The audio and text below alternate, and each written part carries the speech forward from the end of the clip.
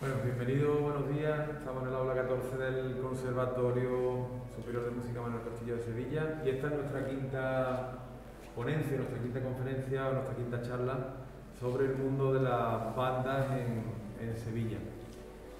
Aunque el título, quiero explicarlo, aunque el título de las jornadas era 4 perspectivas, en realidad desde un principio siempre fueron 5. Lo que pasa es que Manuel, que es comandante en tierra, por temas burocráticos no pudimos confirmar a tiempo su asistencia, pero vamos, siempre habíamos pensado que efectivamente iba a estar aquí y así es. Así que nada, Manuel Bernal es compositor, es director, es comandante de, a ver si lo digo bien, la banda de acuartelamiento, no, la banda, dilo tú. ¿No? El título oficial es Unidad de Música del Cuartel General de las Fuerzas Terrestres. Eso. Y lleva, pues no sé, un tiempo aquí en Sevilla, aunque él es de San Fernando. Yo lo conocí también no por estar trabajando en Sevilla. Yo ya conocía a Manuel hace mucho tiempo porque él es compositor y también asistía a una regularidad, una jornada de música contemporánea. Y bueno, el tema de la composición también me parece un tema muy interesante que supongo que luego cuando tú termines de hablar trataremos de hablar del tema de la composición, cómo ha derivado toda tu vida también para que al final lo encauces a través del ejército. Y bueno, cualquier pregunta que tengáis al final cuando él termine de hablar, pues como siempre haremos una ronda de preguntas. Así que nada, Manuel, todo tuyo.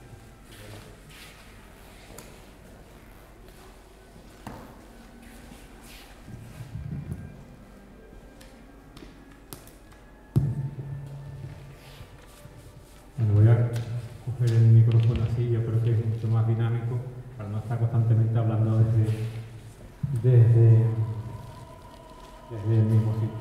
Bueno, primero, como no puede ser menos, tengo que agradecer al centro, Conservatorio Superior de Música de Sevilla, centro en el que yo estudié ya hace bastantes años, y por supuesto la iniciativa de mi amigo Camilo de llevar más allá el hecho del estudio de banda, que no sea la mera práctica, que es muy importante evidentemente y es el núcleo del estudio de la interpretación. Y en ese sentido es el centro de lo que yo quiero comentar hoy, que es hablar exactamente del mismo hecho de por qué estamos aquí, de la reflexión en torno a la banda. Si vosotros pensáis, que ya sois alumnos, que lleváis bastante tiempo en un centro de enseñanza musical, seguramente llevaréis 10, 12, 14 años en un conservatorio, a mí me gustaría que hicierais un poco de memoria y recordarais en todas estas asignaturas que habéis tenido de análisis, de formas, de historia, de sociología, de todas estas cosas que hacéis constantemente, me gustaría que hicierais el ejercicio de recordar en algún momento de todos estos años, ¿cuántos minutos, cuántas líneas en un texto habéis visto dedicado a la banda de música? Yo creo que la respuesta está clara, estará seguramente entre 0 y la nada. Esa es la verdad de la reflexión bandística. Y a mí me gustaría hablar hoy sobre el porqué. Tengo una pequeña chuletilla para no ir divagando. Bien, eso es muy curioso, sobre todo en un país como el nuestro, como España, que tradicionalmente ha sido un país lleno y actualmente lleno de bandas. O sea, España no ha tenido una tradición sinfónica como han tenido otros países europeos, sobre todo del centro de Europa. Nosotros fundamentalmente hemos tenido bandas de música. Y si recordáis un poco el nacimiento de las orquestas españolas, de las grandes, hablamos de la Orquesta Nacional, de la Orquesta de RTV, incluso de aquí de la de Sevilla, la Orquesta Nacional es de los años 40, después de la Guerra Civil, la Orquesta de la Revolución Española es de los años 60, es decir, tiene 60 años, la Orquesta Sinfónica de Sevilla la hemos visto nacer desde los años 90, que hace muy poco tiempo que España tiene un tejido orquestal. Sin embargo, las bandas, hay desiguales bandas en España prácticamente desde el primer tercio del siglo XIX. Y ahora veremos el inicio histórico de las bandas. La cuestión es, ¿por qué en los estudios oficiales no se ha atendido el fenómeno bandístico? Y sin embargo, ustedes que son instrumentistas de viento, pues habrán analizado una sonata de Beethoven, las variaciones Goldberg de Bach, un motete de Palestrina y cosas que son canónicas, que son por supuesto absolutamente necesarias de estudiar, pero sin embargo no tienen nada que ver con el mundo bandístico. Y seguramente muchos de vosotros, o casi todos, estarán en una banda. Ahora hemos salido de una banda y seguramente el núcleo de vuestra interpretación constante es una banda. Y con suerte, y espero que así sea, muchos de vosotros podréis terminar tocando en una banda profesional. Sin embargo, el estudio, la reflexión sobre eso es inexistente. ¿Eso por qué es? Bien, es difícil reducir la cuestión a unos pocos minutos, pero a mí me gustaría trazar una pequeña historia de la banda para que vierais el gran error, o uno de los grandes errores, desde mi punto de vista, que existe en el estudio y la concepción de la banda. Vamos a ver, los conservatorios son centros de enseñanza, ya se están desligando mucho de eso, pero han sido tradicionalmente centros de enseñanza que han estado absolutamente anclados en la tradición decimonónica. El Conservatorio Español es una copia de la Academia Francesa del siglo XIX. Lo ha sido hasta hace muy poco. Y con mucha dificultad está saliendo de eso. Bien, ¿qué significa eso? Eso significa que esos centros de enseñanza han estado dedicados al estudio de todo lo que ha sucedido prácticamente en el siglo XIX.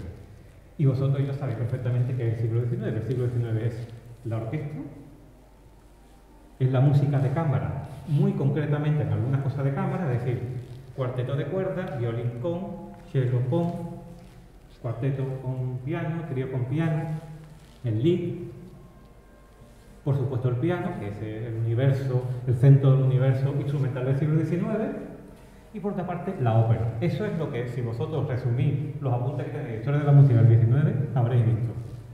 No hay prácticamente nada más.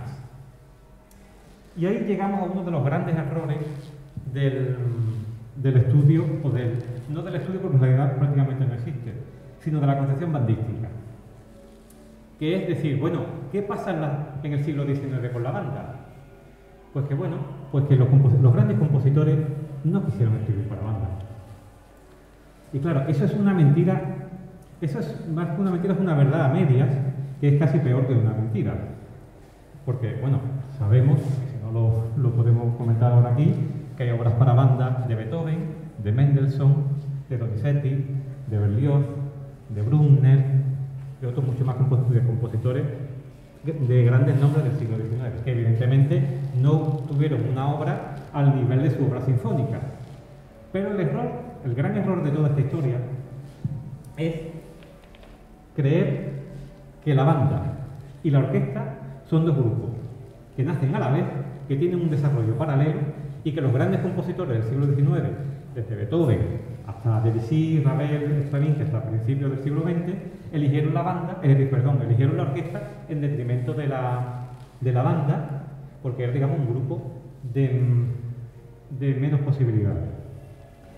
Eso es una verdad a medias que evidentemente nos ha condenado a un tipo de ostracismo en el nacimiento de la musicología y que ha llevado a que la agrupación no esté actualmente a nivel de estudio, a nivel de la reflexión, como está la orquesta.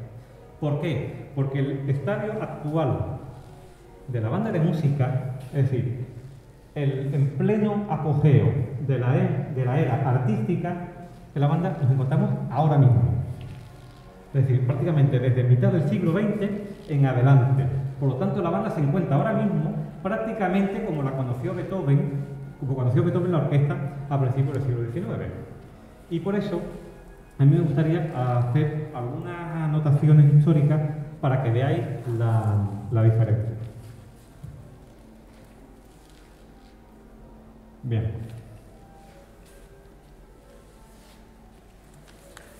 Como ya he dicho, normalmente la banda siempre ha sido considerada un grupo que estaba dedicada, sobre todo en el siglo XIX, a la interpretación de obras de carácter menor, es decir, pasodobles, marchas, bailables, polka, etc., y transcripciones, como todos los instrumentos que no han tenido un desarrollo en grandes compositores, llámese guitarra, llámese acordeón, llámese saxofón, que va a venir mucho más tarde, etc. Bien, ¿por qué es esto? Pues hay que remontarse prácticamente al inicio de la orquesta sinfónica, para entender cuál es la gran diferencia. Miren, la orquesta sinfónica es un instrumento, tal como la conocemos hoy, que nace aproximadamente, sabéis que las fechas históricas, esto es muy relativo siempre, con el comienzo del clasicismo. Vamos a hablar de 1750. ¿Cuál es el punto cero de la orquesta?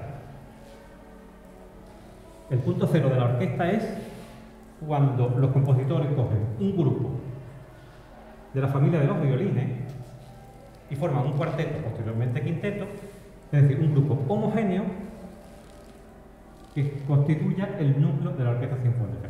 ¿Y qué característica tiene este grupo? Porque es un grupo que tiene un registro muy grande, desde la cuarta octava hasta arriba del todo, hasta el registro agudo, es un sonido muy homogéneo, que no cansa, podemos estar mucho tiempo escuchando. La cuerda, que tiene un comportamiento acústico similar, prácticamente de abajo arriba, el sonido es prácticamente idéntico, evidentemente hay sus matices entre una cuerda y otra, un instrumento y otro, y sería muy largo de hablar si a lo mejor instrumentos como el cello o el contrabajo pertenecen a la misma familia. Pero vamos a admitir que sí, y era una familia que existía varios siglos antes. Por lo tanto, en 1750, dicho entre comillas, tenemos el núcleo de la orquesta sinfónica. Y por eso, ustedes cuando ven una sinfonía de Haydn, dicen, esto está escrito para orquesta, y cuando ven la consagración de la primavera o la octava de Mahler, 100 y pico de años después, dicen, esto está escrito para orquesta. ¿Tiene algo que ver esa escritura orquestal? Nada. Sin embargo, piensan que está escrito para orquesta. ¿Por qué? Porque tiene un núcleo común que es la cuerda. Y el siglo XIX es la evolución de todo el viento alrededor, de 2 a 3 a 4, lo decía el mismo Stravinsky, que es un proceso en paralelo a la historia de los acordes, desde la triada hasta los acordes más complejos. Bien, ¿qué pasa en 1750 en la banda? ¿Existe algo similar a la cuerda? ¿Un núcleo desarrollado totalmente, un sonido homogéneo de toda la familia? La respuesta es no. ¿Y por qué no? Pues porque ese núcleo del que estamos hablando, que en la banda sería los clarinetes, ¿qué le pasa al clarinete en 1750? Pues prácticamente están pañales. Acaba de nacer. El clarinete es un instrumento de finales del siglo XVII, principios del XVIII. Es un instrumento que está incorporándose a la vida musical. Necesitamos una familia completa. De hecho, el clarinete bajo, que hay algunos modelos de 1700 y 1780, el modelo que nosotros utilizamos prácticamente no lo vamos a conocer hasta 1838, que es la patente de Adolph Sax. Por lo tanto, eso de tener una familia homogénea, completa, desarrollada, como núcleo de un grupo de tutti, eso no existe en la banda de 1750. Por lo tanto, el comienzo ya no es igual. Ya no podemos decir que los compositores de finales del 18 tenían la banda y la orquesta. Eso es un error. Ya vamos tarde. Bien, ¿qué existía en la segunda mitad del 18 a nivel de viento? Que es algo que yo creo que en los grupos de música de cámara se debería trabajar mucho más, que es ese movimiento llamado Harmonie Musique.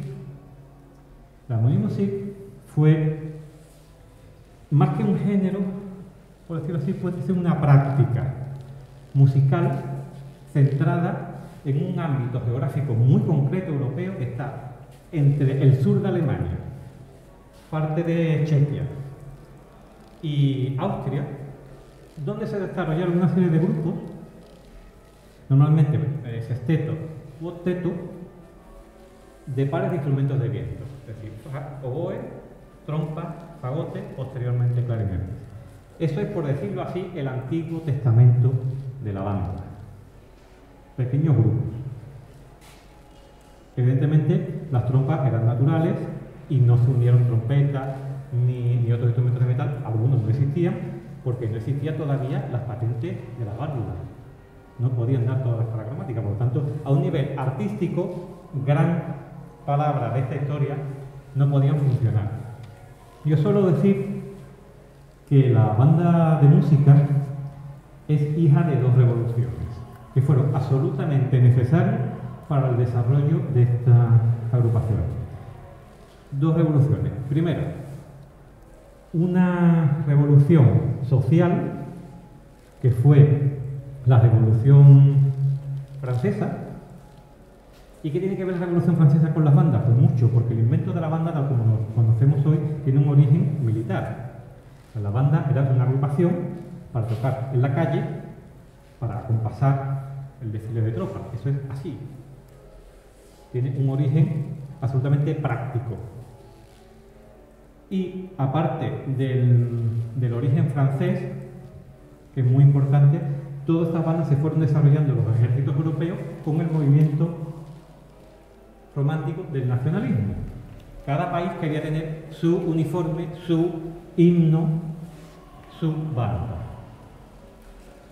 ¿Cuál fue la segunda revolución absolutamente importantísima para la banda? La revolución industrial, las dos revoluciones, sobre todo la primera, que dura aproximadamente hasta 1820. ¿Por qué? Pues porque la mayoría de los instrumentos de la banda nacieron al calor de las nuevas técnicas industriales. Aquí, si hay instrumentistas de metal, sabrán que todo el siglo XIX, todo el siglo XVIII y parte del siglo XIX, los instrumentos de metal no eran cromáticos, eran naturales. Y que van a tardar décadas en que los instrumentistas vayan aprendiendo las nuevas técnicas del pistón y de la válvula. De hecho, vais a ver obras de Wagner donde al principio tiene trompas naturales. Todavía en Wagner, estamos hablando. Por lo tanto, las posibilidades artísticas, de nuevo repito esta palabra, de la banda, estaban muy mermadas. O sea, la banda era algo absolutamente en potencia. Si vamos repasando la organología de la banda, que es fantástica, que es una historia que a mí me parece muy curiosa y que nos da respuesta a muchas de las cuestiones de su problemática actual, vemos como el principio del siglo XIX, los primeros 50 años, son cruciales para entender cómo se ha desarrollado la banda. Ustedes imaginarse que Beethoven está escribiendo sus sinfonías mientras la banda no tiene un instrumento que dé la profundidad al grupo. ¿Qué instrumento era el bajo, por decirlo así, de una banda entre finales del 18 y principios del 19? Pues en algunos casos fue un instrumento que Berlioz llamaba que era propio de druida, que se llamaba serpentón, no sé si lo conocéis. Es un instrumento de boquilla metálica, con forma de serpiente, es de madera recubierta de cuero, que venía del siglo XVI, fundamentalmente de capillas musicales. Era prácticamente lo único que existía. Eso fue desarrollándose en algunos grupos como llamados los bass horn, como los ficleidus. Pero ¿cuándo tenemos verdaderamente resuelto el problema del bajo, que fue importantísimo en la historia de la banda? En 1835. La patente de la tuba, un invento alemán de Wilhelm Wilprecht, que fue el gran artífice de las bandas prusianas, y un constructor alemán llamado Moritz, 1835. Pero es que si hablamos, por ejemplo, de Bombardino, no tenemos la primera patente hasta 1838. Irse fijando bien en la fecha, porque estamos hablando de que Berlioz, por ejemplo, ya ha compuesto dos de sus sinfonías. Beethoven ya se ha muerto. Mendelssohn está haciendo el núcleo de su obra, Schubert, Chopin, todos los grandes nombres. Y nosotros todavía no tenemos los instrumentos de la banda. Eso es muy importante hablar de las fechas para considerar que la banda todavía no tiene una capacidad artística. ¿Quién tiene la capacidad artística? La armonía, sí, porque tenía oboe, trompa, fagote, clarinete, que eran instrumentos que poco a poco se estaban desarrollando. Pero la banda como tutti, como grupo, como gran ensemble, todavía no puede funcionar. Tiene muy pocas posibilidades. Esto es muy importante tenerlo en cuenta. Aparte, si volvemos un poco atrás, en el siglo XVIII, las grandes cortes europeas lo que intentaban tener, digamos, un primer nivel, eran pequeñas orquestas de cuerda. pequeñas orquestas de cuerda para nosotros, claro, no para ellos. Estamos hablando de 12 músicos, 15 músicos, una orquesta muy pequeña, sí, pero tenemos una corte de 15 músicos que tocan para ti, que era muy importante. Y sin embargo, nadie quería tener instrumentistas de viento, porque los instrumentistas de viento eran algo así como secundario. El tocar un instrumento de viento no era de un primer nivel, como tocar un instrumento de cuerda, un instrumento de tecla, o ser cantante de ópera, por supuesto. ¿Cuándo fue el gran espaldarazo del viento en Europa? Aproximadamente en 1782, cuando el emperador José II decidió tener un grupo de viento. Dijo, mira, yo no quiero tener más cuerdas, quiero tener un octeto. Y todas las cortes de Europa, todas, se puso de moda tener un octeto de viento. Y entonces surgió una enorme moda del viento, en la que participaron compositores tan importantes como Mozart, por ejemplo, que estaba loco por crear esas reducciones de sus obras operísticas para que se tocaran, porque hay incluso cartas a su padre hablando de que está corriendo para hacer una reducción creo que era del rato del Serrallo, para que un compositor extraño no le hiciera y no le pisara la idea. Y hay grandes obras en ese sentido. Y si no, piensen en la gran partita, que es el tótem de la armonía, ese número mágico de 13 instrumentistas que va a repetir Richard Strauss aproximadamente un siglo y poco después. Bien. Sin embargo, hay compositores en esta época que sí están creyendo en la música de viento. Por ejemplo, uno de los grandes casos fue Mendelssohn. Mendelssohn compuso una obra para lo que él en principio llamó Harmonie Musique, un grupo, un octeto, con apenas 15 años, utilizando un instrumento en el bajo que se llamaba corno inglese di basso. Años más tarde, en 1838, hace una de las primeras obras más importantes de un compositor, vamos a decir famoso, de los grandes, para banda, que fue su obertura para vientos. 1838, sin embargo, es una obra que en la partitura original, por ejemplo, no tiene tubas, aunque ya se habían inventado. Pero claro, los instrumentos, aunque siendo alemán, no se distribuían tan rápidamente la cosa como ahora, y tenía que haber especialistas, señores, que lo tocaran, porque yo hago una patente hoy, pero eso no significa que mañana vaya a estar Europa lleno de intérpretes de tubas, porque los instrumentistas no lo conocen. Si seguimos hablando de fechas, y hablando de uno de los creadores más importantes de la historia de la banda, en los años 40 llegan las grandes patentes de Adolphe Sax, porque hay algún saxofonista aquí que no solamente inventó el saxofón, que es una patente, si no recuerdo mal, de 1846, sino que vino a crear una familia importantísima para la banda en 1843, que fueron los denominados Sax-Horns, que si nos ponemos a estudiar un poco, fue una familia de instrumentos de metal, de taladro cónico, que él creó para el ejército francés, concretamente para la caballería. Eran instrumentos verticales de pistón superior, que estaban pensados para tocar a caballo, y tenían desde el que nosotros llamamos trombino o fliscornino hasta el sabor bass, que prácticamente es una tuba. De hecho, tuvo problemas con los inventores de la tuba por cuestiones de patente. ¿Esto qué significa? Porque prácticamente no tenemos todo el conjunto de instrumentos de banda hasta casi 1850. Nos hemos colado 100 años más tarde del inicio de la orquesta.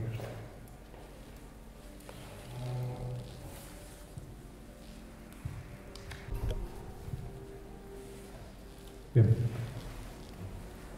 Evidentemente, en esta época va a haber muchas obras, vamos a decirle entre comillas, menores de banda, evidentemente. Pero si nos ponemos a repasar los grandes nombres que escribieron para banda, evidentemente podemos hablar de Beethoven. Beethoven escribió para Harmonie Musique, tiene un octeto que conoceréis seguramente, pero escribió, por ejemplo, varios conjuntos de marchas militares para la banda que él conoció, claro, que evidentemente tiene poco que ver con lo que nosotros conocemos hoy. Pero también, por ejemplo, escribió para vientos Donizetti. la Sinfonía de Instrumentos de Viento, creo que era, no recuerdo mal, en 1929. Hemos hablado de Mendelssohn, que tenía nocturno luego convertido. Y una de las obras más señeras de esta época, de la primera mitad del 19, se la debemos a uno de los grandes investigadores de los instrumentos, que fue Berlioz. Si recordáis las sinfonías de Berlioz, tiene 4. Si las recordamos, la primera, Sinfonía Fantástica, 1830, la segunda, ¿alguien se acuerda? La segunda sinfonía de Berlioz. Berlioz, el pobre, está un poco olvidado. Sí, porque no hay violas aquí. Haroldo en Italia, segunda sinfonía de Berlioz, tercera sinfonía de Berlioz, Romeo y Julieta, y cuarta sinfonía de Berlioz, que no conoce ni Dios, la Sinfonía Fúnebre y Triunfal. La Sinfonía Fúnebre y Triunfal está escrita para banda, cuarta sinfonía de Berlioz. ¿Cuántas veces se ha tocado? Aquí, entre una y ninguna. Cuarta sinfonía de Berlioz está escrita para banda, tiene partes de cuerda que se pueden tocar, pero está escrita para banda de música. Berlioz. Por lo tanto, eso de que los grandes no han escrito para banda es una verdad media, ¿vale? Por ejemplo, otro compositor importante de la época, muy conocido de los clarinetistas, Luis Espoz, Opus 34, Nocturno Opus 34, para banda, armonía music, un armonía music muy grande. Otro que, por cierto, incorpora un aspecto que también fue muy importante para la historia de la banda a finales del siglo XVIII, que fue la adición de la percusión como una moda que invadió toda Europa, que fue ese orientalismo venido de la música de los genízaros. Los genízaros eran unas unidades militares del Imperio Otomano que utilizaban sobre todo unos grupos de percusión muy llamativos y que invadió, fue una moda en toda Europa, tanto es así que hay fragmentos de ópera de Mozart, como por ejemplo el Barco del Serrallo, que está con marcha de los genízaros, con la percusión típica a la turca, con los platos esos pequeños, los triángulos, unos bombos de ciertas medidas, porque a veces toca con cualquiera, pero bueno, eso fue también muy importante. Por lo tanto, ¿qué es lo que yo quiero transmitir aquí, después de todos estos datos que sí un poco en trompas? Pues que la era artística de la banda y la era artística de la orquesta no van en paralelo. Es decir, Beethoven no tuvo dos grupos al mismo nivel de desarrollo, uno llamado orquesta y uno llamado banda, y se decantó por la orquesta. Eso no es cierto. Escribió para los grupos de viento que tenía en su época, los cuales evidentemente no estaban al nivel del desarrollo que tenía la orquesta. Vale. Por ejemplo, en el caso que a mí me toca muy de cerca, en el caso del clarinete, porque yo soy clarinetista, hace poco, la semana pasada escribí un artículo, solo escribí artículos todos los fines de semana, los viernes en un blog, sobre estos temas, pues si a alguno le interesa, dedicado a un instrumento muy desconocido, que era el clarinete con trabajo. Y el clarinete con trabajo, que era un instrumento que tuvo sus ancestros en torno a 1830 y tanto, se construye por la firma Besson en 1890 y tanto. Por lo tanto, el paralelo del contrabajo de cuerdas en la familia de los clarinetes prácticamente no se va a fabricar en serie hasta finales del 19. Es decir, ya está componiendo Mahler y todavía la familia de los clarinetes no está completa. Aparte, otro dato que me viene a la cabeza, perdón por si divago un poco, es el gran cambio de sonido que se produce en la música de viento francesa en torno a 1800, que fue el dejar de utilizar los clarinetes en do y en fa para utilizarlos en si bemol y en mi bemol, lo cual cambió absolutamente el panorama del timbre del viento. Y ese fue el segundo cambio, porque el primer cambio importantísimo fue dejar el gran sonido del viento del barroco hacia los clarinetes, que eran las dobles cañas. Doble caña, clarinetes en do, en fa, clarinetes en si bemol, en mi bemol. Bien. Aparte de estos grandes nombres, hay que reconocer que por las razones que ya he dicho, el siglo XIX, la banda evidentemente va a ser un grupo artísticamente menor. Y eso se va a notar en que se le van a componer obras menores, quitando estas grandes obras que yo he comentado, y fundamentalmente se va a dedicar a las transcripciones. Y aquí en España ha sido muy importante la cuestión de las transcripciones, no solamente aquí.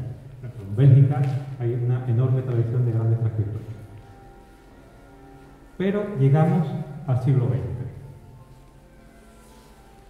Y en el siglo XX la cosa cambia de forma radical. Prácticamente podemos decir que la banda, tal como la conocemos hoy, no cristaliza hasta el siglo XX.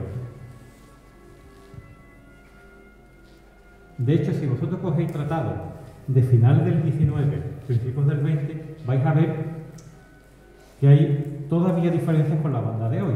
Y hay algo muy importante que yo ya he escrito varias veces, que es las diferencias nacionales. Algo que, por ejemplo, no se contempla. ¿Qué es esto de las diferencias nacionales? Y que ya he hablado un poco con la cuestión del romanticismo. Por las diferencias nacionales es simplemente eso, que en Europa había una serie de manifestaciones bandísticas en Bélgica, en Italia, en Francia, en Inglaterra, en España, muy caracterizadas por su organología y por la forma de tocar, aparte de existir un sonido prácticamente europeo en general. ¿Y en qué consistía prácticamente ese sonido europeo? Pues en el uso masivo de los saxos. Es decir, los fliscornos, los barítonos, los honones, las tubas, un sonido cálido detrás del sonido de la madera, del núcleo siempre de la banda, que ha sido el clarinete. Sobre esto se podía hablar mucho porque ese paradigma de sonido ha cambiado en los últimos años, pero bueno, no nos vamos a meter ahora en camisa de once varas. ¿Qué pasa en el siglo XX? Pues en el siglo XX comienza la banda su periodo artístico. No es que lo diga yo. Si ustedes cogen del año 55 un artículo que se llamaba El coro de clarinete equilibrado, algo así, que podría ser la traducción, de por entonces un joven compositor que a vosotros sonará, que se llamaba Alfred Reed, un artículo de 1955, donde habla precisamente del grupo de clarinete como núcleo, como centro del sonido de la banda.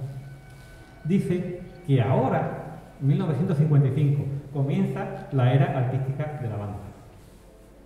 1955, aunque vosotros sois todos muy jóvenes, es ayer por la mañana, en la historia de la música. 1955. ¿Qué está ocurriendo hasta ese punto? Y ahí nos vamos a detener. Uno de los primeros compositores más conocidos que van a interesarse por la banda va a ser un australiano que desgraciadamente en Europa no se ha conocido mucho, que es Percy Aldrich Grainger escrito. Grainger fue un compositor australiano de nacimiento, pero ciudadano británico, que poco antes de la primera década viene a la metrópoli y se encuentra con la banda de música. Él era pianista, no instrumentista de viento. Y a partir de ahí descubre las inmensas posibilidades de la banda. Va a Estados Unidos, entra en una banda militar en la Primera Guerra Mundial, 1914-1918, y a partir de ahí crea uno de los cuerpos de banda más importantes del siglo XX. De hecho, hoy Grainger es, por decirlo así, lo canónico de la banda del siglo XX. Vale. ¿Quién se interesa más por la banda? En el ámbito inglés va a ser muy importante. Pues, por ejemplo, tenemos a dos grandes nombres de la composición sinfónica que nunca se habla de la banda. Uno es Gustav Holst y el otro es Vaughan Williams. Holst va a escribir, por ejemplo, dos suites para banda.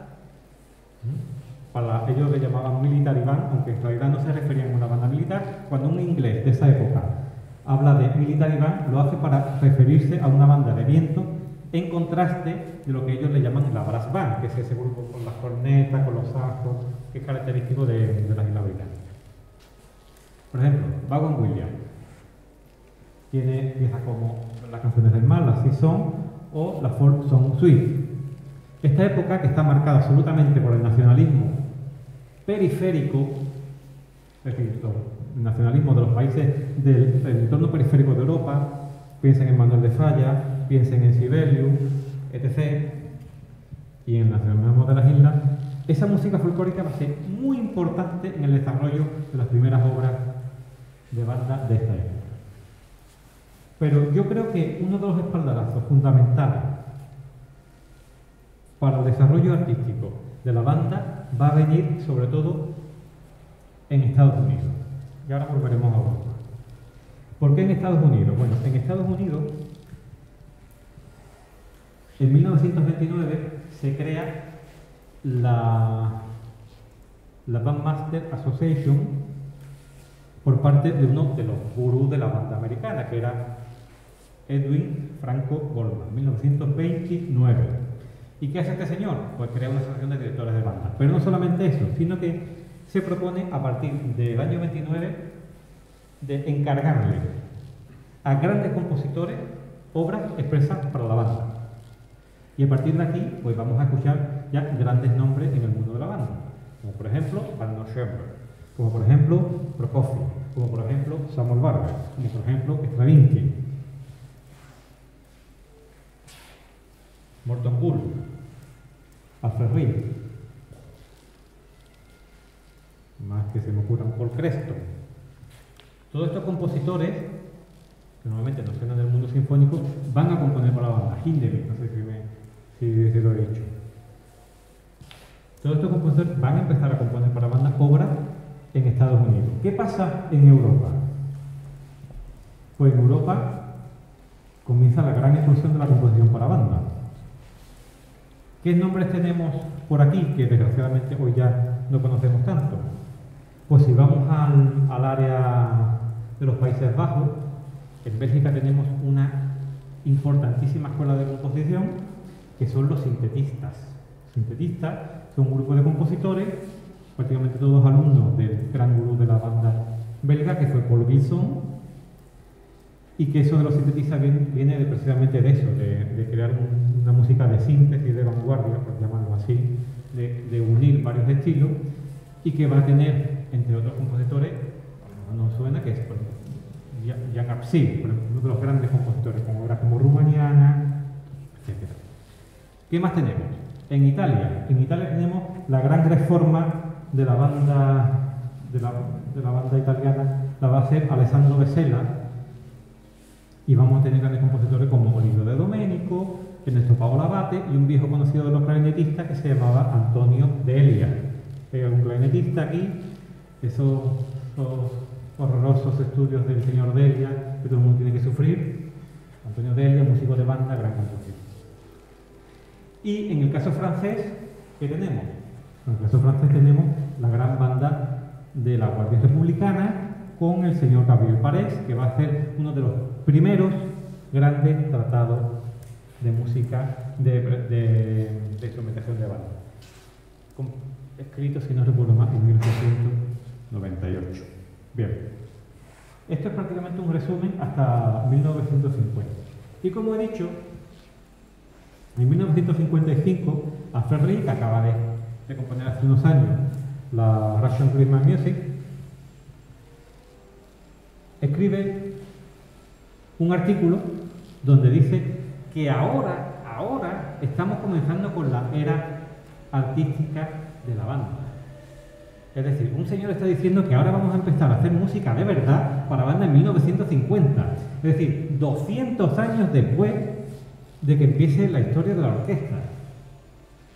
Por lo tanto, la comparación de la orquesta y de la banda es absolutamente estéril y por otra parte absolutamente falsa. Esto es muy importante. Bien, ¿cuál es la situación actual de la banda? Pues la situación actual de la banda es enormemente diversa. Pero de todas las cosas que se podrían decir, podemos decir una que es muy importante, que es que poco a poco estamos yendo hacia un proceso de convergencia internacional. ¿Qué quiere decir esto? Esto también le ha pasado a la orquesta. Porque todas esas características que yo he hablado en un plumazo de Francia, de Bélgica, de Italia, que tenían unas características organológicas y de sonido muy concretas, eso se ha ido perdiendo. Se ha ido perdiendo porque cada vez evidentemente vivimos en una sociedad más globalizada, más unificada, más estandarizada, donde pretendemos que todo se pueda tocar en todas partes y que el compositor de Estados Unidos pues, puede tocar en Valencia y el de Valencia puede tocar en Sydney y así sucesivamente. Eso es un resumen muy rápido, evidentemente, y muy parcial de lo que está sucediendo, pero es verdad.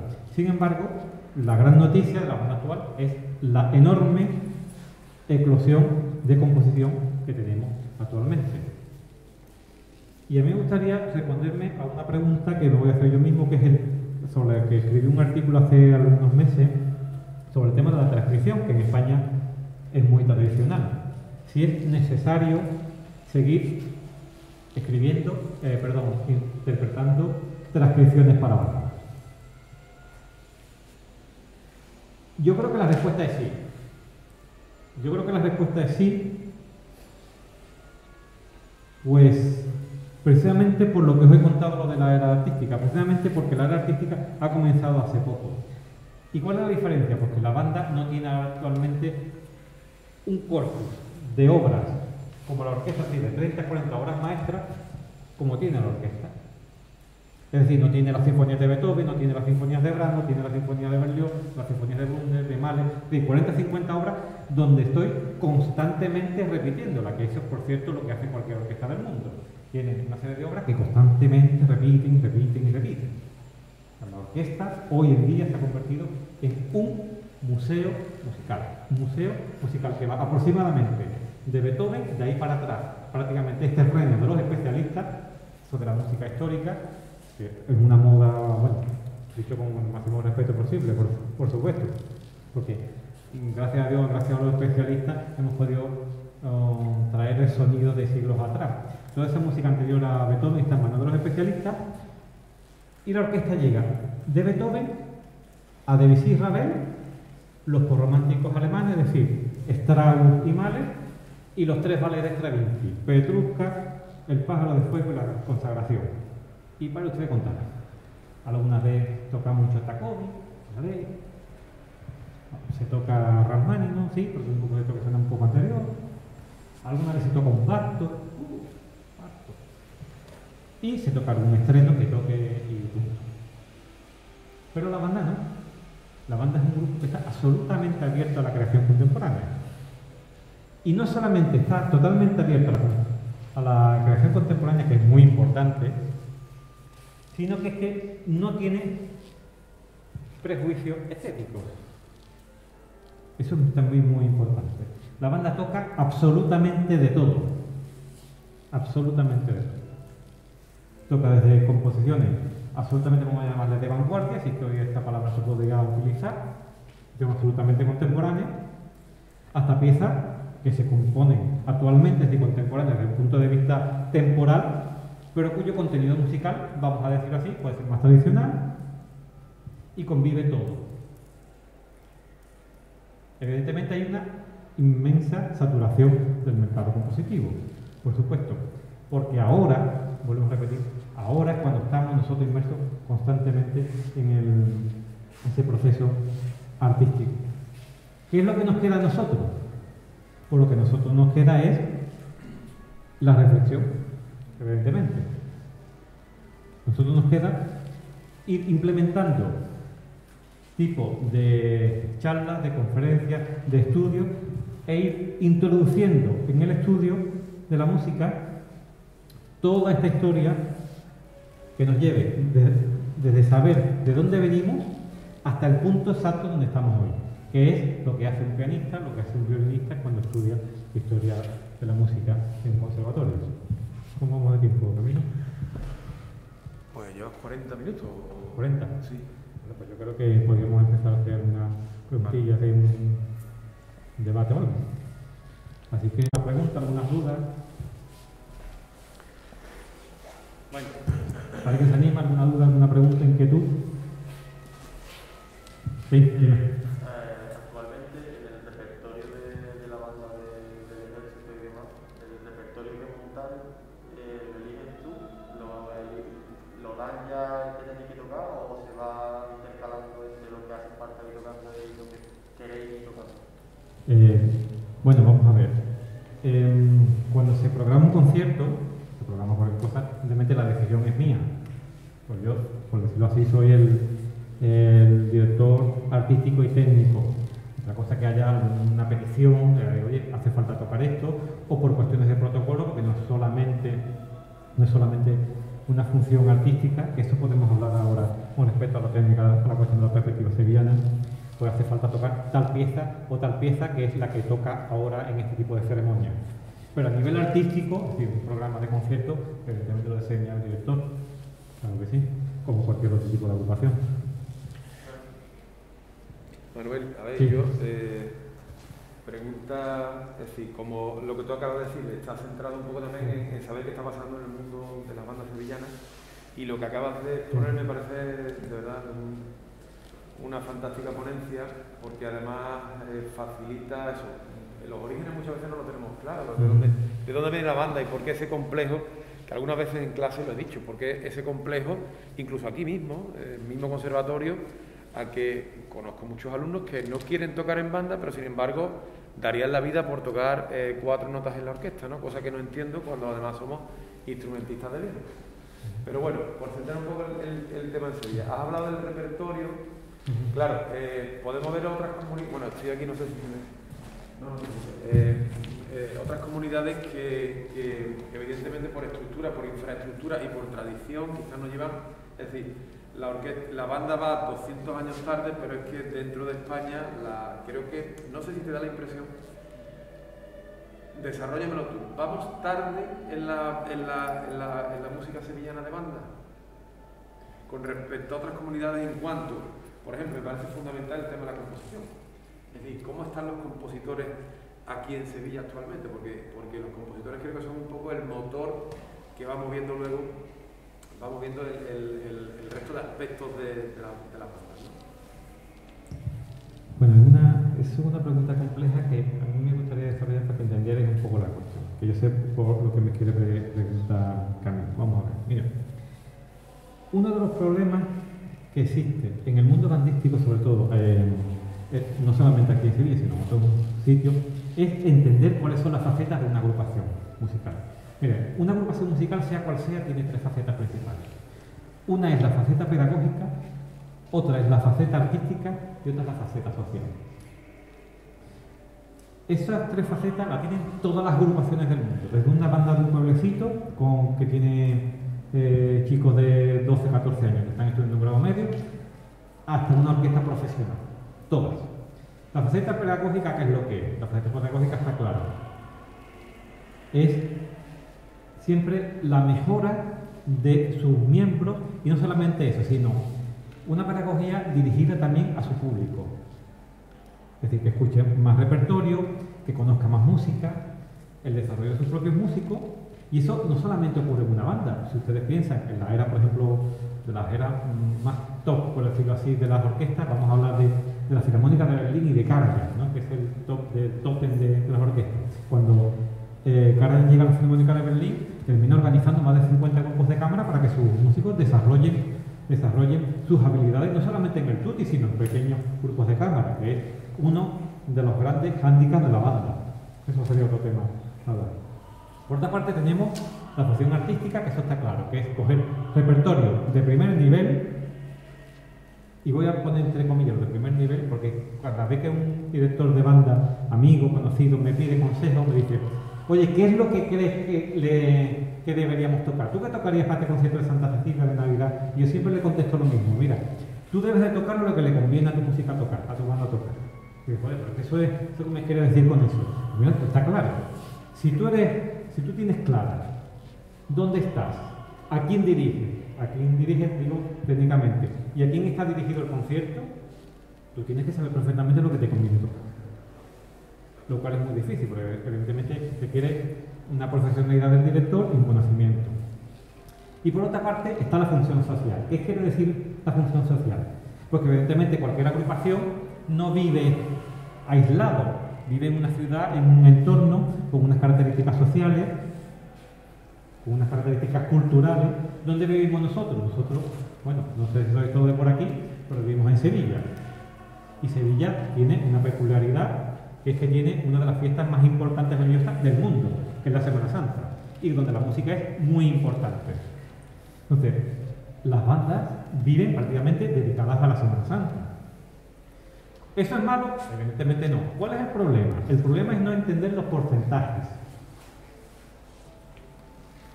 Es decir, cuando yo estoy en una agrupación, ¿qué porcentaje dedico a la pedagogía? ¿Qué porcentaje a la faceta artística? ¿Y qué porcentaje dedico a la faceta social?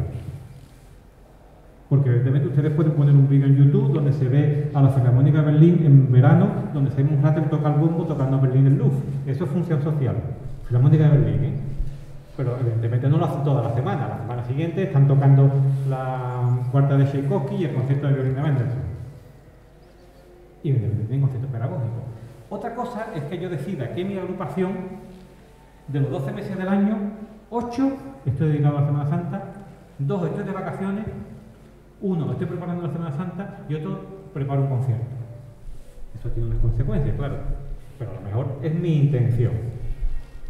¿En qué nivel estamos, por ejemplo, en Andalucía? Yo siempre digo lo mismo. Andalucía tiene un nivel actualmente del viento como no ha tenido nunca. Nunca. Tenemos solistas en orquesta de todo el mundo, tenemos profesores en los conservatorios de primer nivel, claramente, tengo muchos amigos en los conservatorios, y tenemos instrumentistas de primer nivel. Están saliendo todos los años promociones de instrumentistas de los conservatorios fantásticos, cada vez más. Y yo lo estoy comprobando porque me llegan muchas veces pues nuevos miembros de la banda incorporados, muy jóvenes, gente de 20 y tantos años. ¿Cuál es el problema? Pues que las bandas de música, las agrupaciones que recogen a esos instrumentistas no tienen un nivel de desarrollo al nivel de ellos como instrumentistas. Eso es así. ¿Por qué no lo tienen? Pues porque estamos en una era actualmente donde la orquesta ha absolutamente un nubilado. Nos ha un nubilado. Andalucía no ha tenido orquestas profesionales. No existían las orquestas profesionales. Entonces, hoy estamos ante, digamos, ese sarampión, por decirlo así, cariñosamente, de la orquesta, donde la banda se ha quedado en un reducto dedicado solamente al aspecto social. Pero el aspecto pedagógico y el aspecto artístico no se cuidan. El porcentaje es muy alto en lo social, pero muy bajo en lo artístico. ¿Y eso cómo se soluciona? Eso se soluciona, primero, con formación de los directores, muy importante.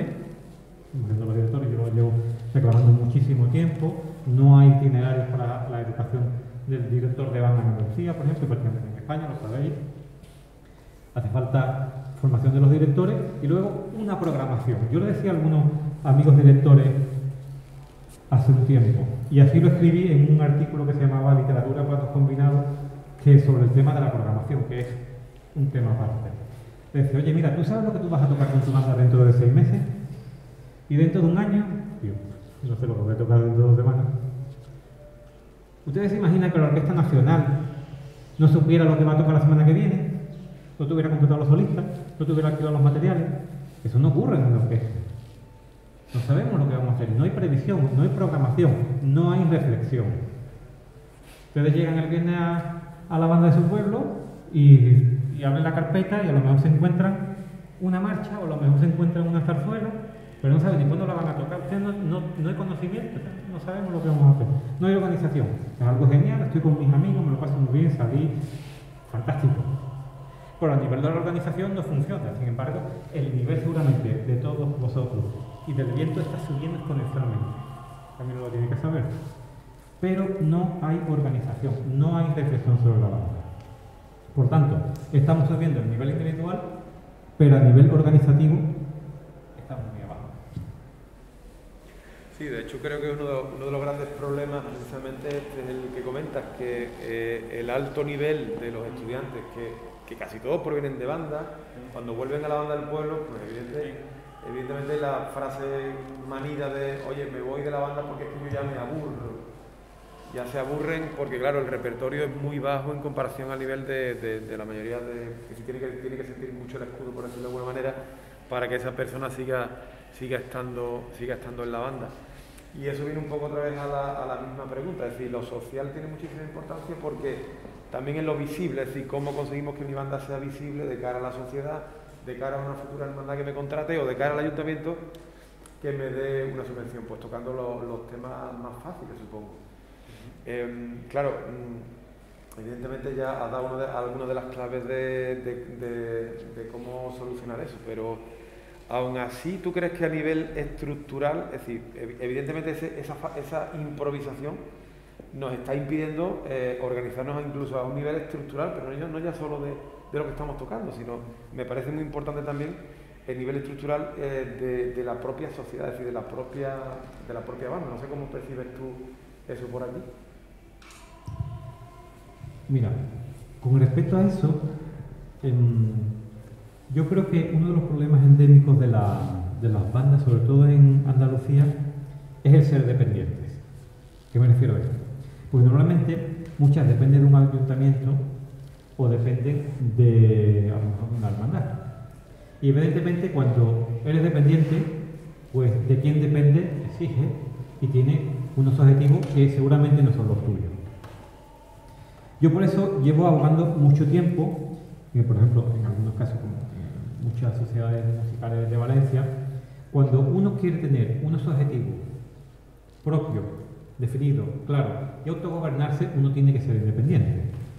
Y eso significa crear un tipo de estructura privada, propia, que se automantiene, es decir, una sociedad musical. Eso no estoy inventando nada, eso hay hace ciento y pico de años desde hace muchísimos pueblos, pero que eso nos permite ser absolutamente independientes y crear nuestro propio proyecto. ¿Eso qué significa desde el punto de vista práctico? Pues que nosotros lo mantenemos. Evidentemente se puede mantener a través de cuestiones sociales, porque por ejemplo en Semana Santa, que da dinero, vamos a hablar claramente, que nos da dinero, y que también nosotros podemos mantener mensualmente, como se paga, por ejemplo, un gimnasio, que es tan básico como eso. Hay mucha gente que paga todos los meses 25 o 30 euros para coger encima de una cinta, para coger una barra con pesas. Sin embargo, aquí en Andalucía es impensable que yo vaya a pagar 30 euros para tocar en una banda. Todo lo contrario, yo estoy ganando dinero desde que tengo 11 años. Entonces es un cambio de mentalidad. Si a mí me mantiene, evidentemente yo tengo que dar una respuesta. Pues sobre todo si en el caso de que yo esté dedicado a las hermandades. Que evidentemente una hermandad tiene una banda para satisfacer sus necesidades musicales. Faltaría más, por supuesto. Y un ayuntamiento tiene una banda para satisfacer sus necesidades musicales. Pero es el director, que es el técnico de la cuestión, el que tiene que decidir, bueno, hay que hacer una política musical hacia allí o hacia aquí. Sobre todo porque somos, sobre todo el director, normalmente la banda tiene muchos alumnos, este es el periodo de formación, los que tienen que decidir qué se hace. ¿Qué pretendemos? Cuando nosotros vamos el viernes o el sábado por la mañana a una banda y nos sentamos, ¿nosotros qué pretendemos? ¿Qué hacemos aquí? Eso hay que tenerlo muy claro. Yo se lo pregunto y hablo con muchísimos directores de banda, muchísimos. Yo le digo, cuando tú te sientas allí, ¿tú qué es lo que pretendes? Pasar el rato, educar a tus alumnos, educar al pueblo, tocar un concierto en concreto, tienes un proyecto a largo plazo, quieres salir en una hermandad, ¿tú para qué te sientas? Vuelvo a lo mismo, cuando nos sentamos no sabemos para qué, y yo siempre digo una frase muy típica, pero que creo que es muy acertada: el que no sabe a dónde va puede terminar en cualquier parte.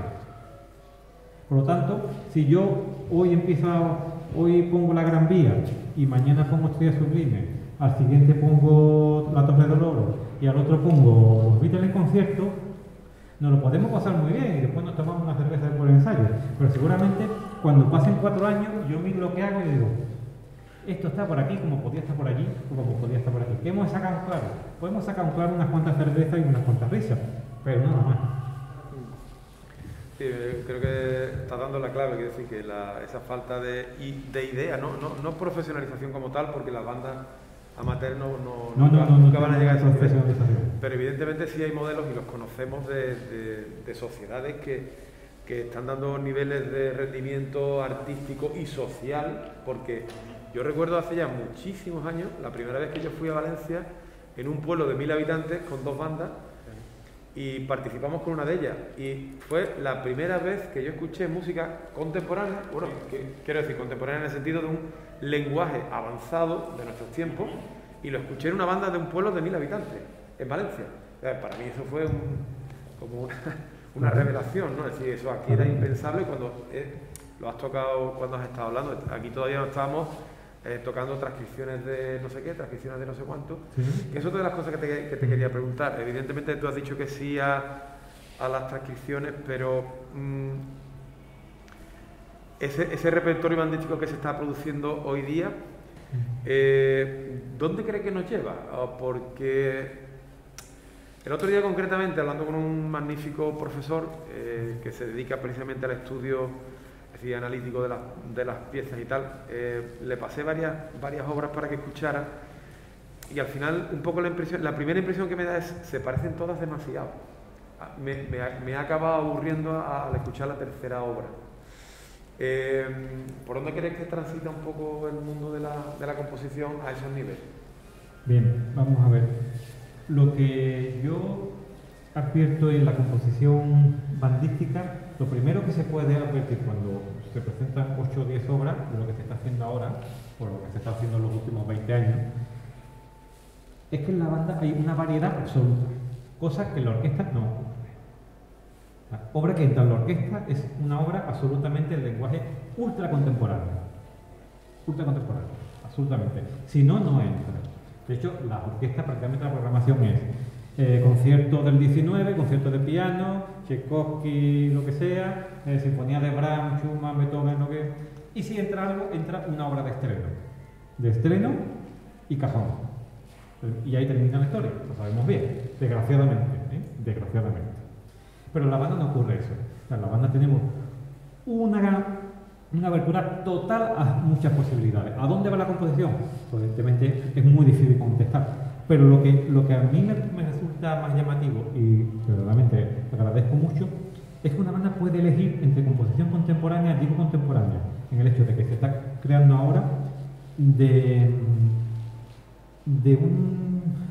una diversidad absoluta, desde cuestiones muy tradicionales hasta otras que, por ejemplo, están obsesionados con la música de cine, digo obsesionados de más absoluto respeto y cariño, donde suena música de película, porque hay muchas personas que les gusta mucho la música de cine, y la banda de música ha sido un receptor de la banda sonora enorme, y donde hay un grupo, es verdad, muy pequeño, donde está inmerso en un lenguaje absolutamente, vamos a decir, contemporáneo, riguroso, es decir, de creación de técnica más moderna. ¿Qué es lo que pasa? Que ese grupo suele ser más residual en la banda de música. ¿Por qué? Pues porque normalmente los lenguajes contemporáneos suelen ser muy exigentes instrumentalmente. Muy exigentes instrumentalmente. Y claro, las bandas de música, la gran mayoría son agrupaciones de estudiantes, de aficionados, amateurs, llamémoslo como queramos. Entonces, ese lenguaje tan exigente es muy difícil introducirlo en una banda como en una orquesta, que suelen ser grupos profesionales. Pero hay grandes, enormes nombres. Y también, una cosa que tengo que decir, es que esos lenguajes ultracontemporáneos, por decirlo así, o de vanguardia, llámenle como quieran, desde mi punto de vista, suelen funcionar peor en la banda que en la orquesta. Esto, por ejemplo, es algo que decía una de las grandes compositoras del siglo XX de banda, que fue Ida Golkowski. Ida Golkowski, que tiene mucha obra sinfónica de música de cámara, escribió durante toda su vida mucha obra de banda, siempre por encargo, para bandas profesionales, normalmente francesas. Y ella misma reconocía, o así me lo hicieron saber, reconocía que su lenguaje, que evidentemente no está, una señora que puede tener cerca de unos 90 años ahora mismo, que no es todavía de los lenguajes más contemporáneos, no funcionaba igual en la banda que la orquesta. La banda era un instrumento, como vamos a decirlo, más duro o más reacio a ese tipo de lenguaje, más disonante, que no lo mismo que ocurría en un pequeño grupo de orquesta, un ensemble o una orquesta sinfónica. Pero yo creo que la gran noticia de la banda es que cabe todos los lenguajes, pero lo único que se le puede decir, como siempre digo, es que esté bien escrito, claro, lo cual no ocurre siempre. Manuel, no te quiero meter en un lío y bueno, voy a hacer la última pregunta porque a ver si alguien más quiere preguntar algo y si no, pues no te quiero cansar más tampoco, pero no te quiero meter en un lío, pero has hablado de los directores de banda. Sí. Y ciertamente, creo que en alguna conferencia de tus compañeros ya lo comentamos, hoy día el nivel de los directores de banda ha subido muchísimo también. Quiero decir, que no solamente, precisamente quizás por eso, por esa proliferación de conservatorios ha hecho que todos vayamos mejorando y todo haya mejorado, ¿no? Pero es cierto que falta quizás la figura de formación como director 100% estudiado, por decirlo de alguna manera. No es que eso sea ni mejor ni peor, porque tenemos el ejemplo de grandísimos directores de orquesta y de banda que no les hace falta un título para exprimir al 100% o al 200% la formación que dirige, ¿no? Pero también hemos pasado quizás, y en Sevilla, concretamente por aquí por Sevilla, yo recuerdo el primer maestro que tuve en la banda y, a lo que hay hoy día, pues como, no sé, como varias galaxias, ¿no? de diferencia. ¿Cómo ves el tema tú por aquí por Sevilla? Es decir, evidentemente, porque ya te lo estoy planteando en la pregunta, que el nivel ha subido muchísimo. ¿Tú crees que es posible una vuelta de tuerca más? ¿O está todo ya bien? ¿O qué hacemos con esto? Bien. Vamos a ver, evidentemente el nivel de los directores ha subido exponencialmente.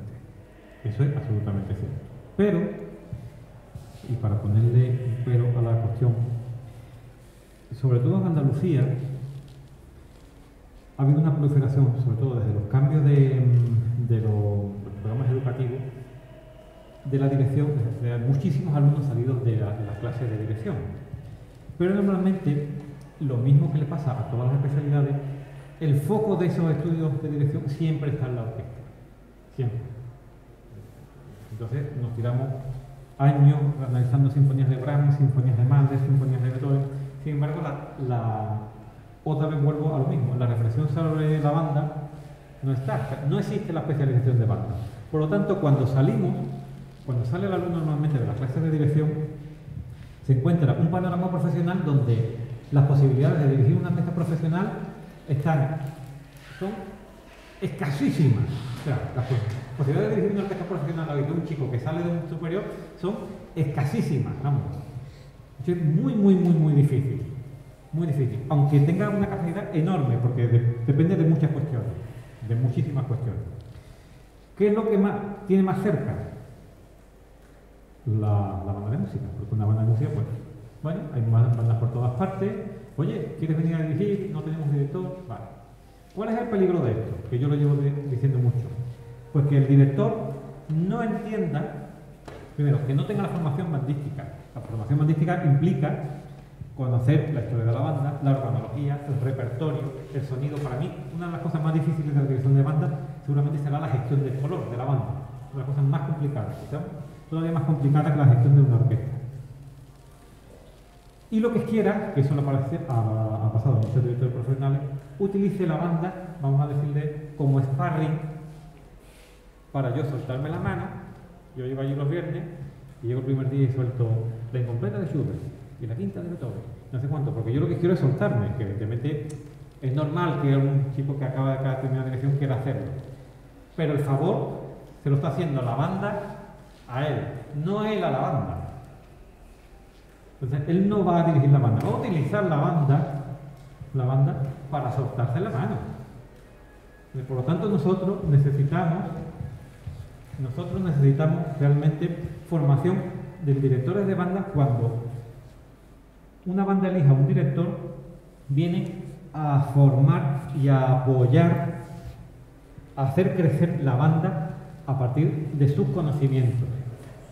Desgraciadamente, evidentemente, hay muchos ejemplos, y aquí en Sevilla los hay, no vamos a dar nombres, de enormes directores de mucho prestigio y grandes alumnos que acaban de salir, que tienen una formación fantástica, que han sido músicos de banda.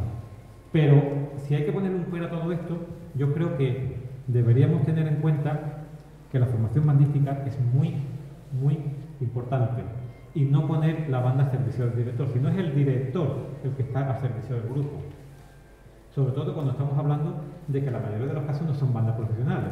Pues, por ejemplo, los que nos ponemos delante de una banda profesional, yo, vamos a decirlo así, yo no tengo por qué enseñarle nada a nadie. Lo llevo allí y digo, señores, mañana vamos a tocar esto. Me dijo, esto sí, esto no, no hacemos nada concreto. Pero una banda de alumnos no es lo mismo. Una banda de alumnos yo estoy obligado a darle la formación que el chico necesita. Y para dar la formación la tengo que tener yo, claro. Tengo que tener yo en el nivel, porque no es lo mismo, evidentemente, que yo haya estado 4 o 5 años estudiándome el ciclo de sinfonías de Bruckner, que eso está muy bien, pero las posibilidades de tocarlo con una banda, con una orquesta son entre 0 y la nada, vamos a ser claros, las posibilidades o los ciclos, porque aparte siempre tenemos, normalmente los conservatorios, que me parece muy bien, tenemos mucha idea de la grandilocuencia, o sea, queremos todo a lo grande, todo muy grande. Y si voy a tocar algo de banda, no, yo quiero tocar esto que tiene más gente, como si parece que siempre esas cantidades fueran algo bueno, per se. Por eso os digo que lo importante, como respuesta a lo que me preguntaba, es que el director tenga claro a dónde va y qué es lo que tiene delante y qué es lo que quiere. ¿Qué es lo que quiere?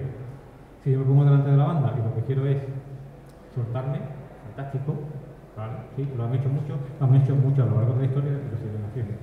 Pero evidentemente, si queremos subir el nivel de la banda, necesito que el que se siente delante, cuando baje el palito, sepa lo que está sonando y diga, señores, esto se soluciona así, así, así, así, y tómense esas pastillas. Y esta pastilla significa elegir esta obra en lugar de otra, y esta obra ahora no, dentro de 6 meses, y la otra la vamos a dejar y la volveremos a repetir dentro de 2 años a ver qué es lo que hemos conseguido.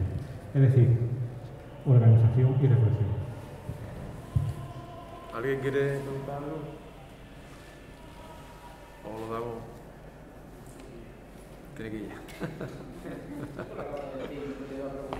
Bueno, pues damos, ¿te parece bien? ¿O tienes alguna reflexión más que ofrecernos?